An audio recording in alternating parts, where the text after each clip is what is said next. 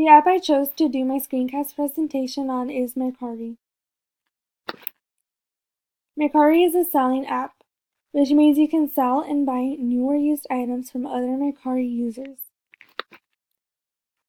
The app was founded by Japanese businessman Shintaro Yamada, and according to Forbes, he is the 50th richest man in Japan, and he is a self-made billionaire.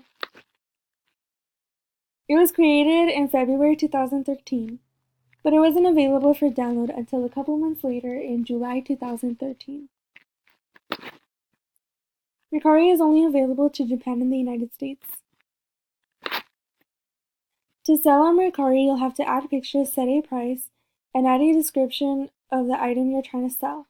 If somebody does decide to purchase your listing, you'll have to print the shipping label that is emailed to you. Then you'll have to take the package to a post office where it'll be shipped. And to get your money, you'll have to add your direct deposit information in the settings.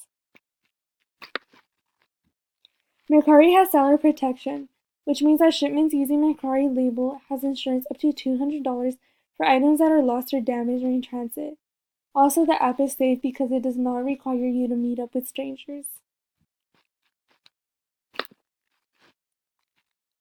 Mercari also has buyer protection, which means if your purchase does not come as described, you'll get a full refund. You'll have to send Mercari support team pictures of the item and describe how it did not meet the seller's description. Then you'll have to ship the purchase back to the seller. You can communicate with other users through direct message. You can ask them more questions about the stuff they're selling, and other users can also message you to ask about the stuff you're selling. And you can also give each other ratings. Mercari is available for download for free through the App Store and Google Play. Over 45 million people have Mercari downloaded, and there is currently over 10 million listings. I have been using Mercari for 3 years now. I use it because they have a lot of things to buy from, and also people sell designer items for less than the retail value. Also, some stuff you can find up to 70% off the original price. The pros are that there is a wide variety of things to buy from, such as electronics, clothing, and decor. You can sell stuff that you do not want anymore.